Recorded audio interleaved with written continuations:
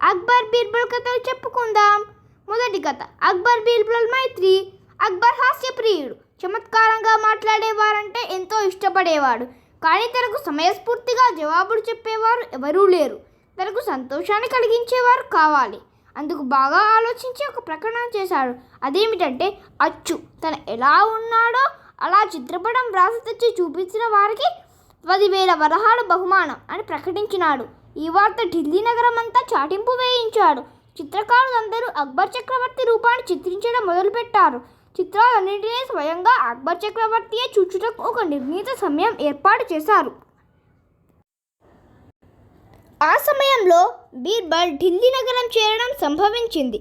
అక్బర్ కోరిక సమయస్ఫూర్తి గ్రహించిన బీర్బల్కు వెంటనే ఒక ఆలోచన వచ్చింది. తన భవిష్యత్తు అక్బర్ చిత్రపటం మీద ఆధారపడి ఉందని దైవాన్ని కాపాడమని వేడుకున్నాడు. చక్రవర్తి నిర్ణయించిన రోజు రానే వచ్చింది.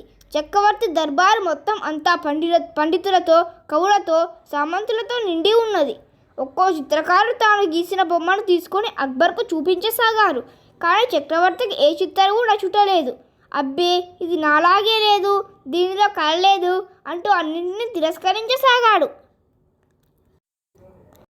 చిత్రకారుల వరుసలో ఆఖరున బీర్బల్ ఉన్నాడు. అతని చేతిలో వస్త్రము కప్పిన చిత్తరువు ఉన్నది. బీర్బల్ వరుస క్రమంగా చక్రవర్తి వద్దకు వచ్చాడు. చిత్రపటమునకు కప్పిన గుడ్డను విప్పుచుండగా ఉన్నది ఉన్నట్లుగానే చిత్రీకరించినావా, లేక నీ సొంతంగా ఊహించి గీసినావా అని అక్బర్ చక్రవర్తి అడిగాడు. ప్రభువుల వారు చూసి తిలకించండి. తమరు ఇప్పుడు ఎలా ఉన్నారో ఈ చిత్రపటంలో కూడా అలాగే ఉంటారు అని బీర్బల్ పటానికి కట్టి ఉన్న వస్త్రంను విప్పదీసి ఒక చిన్న నిలువుట అద్దంను చూపించినాడు. అక్బర్ చక్రవర్తి అద్దం చూసి ఏమిటి వింత అని ఆశ్చర్యపోయినాడు. ప్రభు, ఉన్నదన్నట్లుగా నీకు కనిపించిందా అని బీర్బల్ ప్రశ్నించాడు. బీర్బల్ యుక్తికి అక్బర్ చక్రవర్తి చాలా సంతోషించాడు. అతని లాంటి వాని కోసమే తాను ఎదురు చూస్తున్నాడు. అతనిలోని హాస్యం, సమయస్ఫూర్తిలో తనకి కావాలి. వెంటనే అక్బర్ చక్రవర్తి సింహాసనం మీద నుంచి లేచి, నీ బుద్ధి కుశలత, సమయస్ఫూర్తి నన్ను ఎంతో ఆనందింపచేసింది. నీవు ఈ రోజు నుంచి మా దర్బారునందే ఉండుము, సదా మాకు తృప్తి కలిగించుము అని బీర్బల్ను ఆలింగనం చేసుకున్నాడు. తనను కరుణించిన భగవంతునికి మనసుల్లో అనేక విధములుగా నమస్కరించాడు. ఆ విధంగా బీర్బల్ అక్బర్ చక్రవర్తి గారి ఆదరణతో కవి పండిత బృందంలో కలిసిపోయినాడు. అక్బర్ చక్రవర్తికి మిత్రునిగాను, బంధువుగాను మెలుగుతున్నాడు.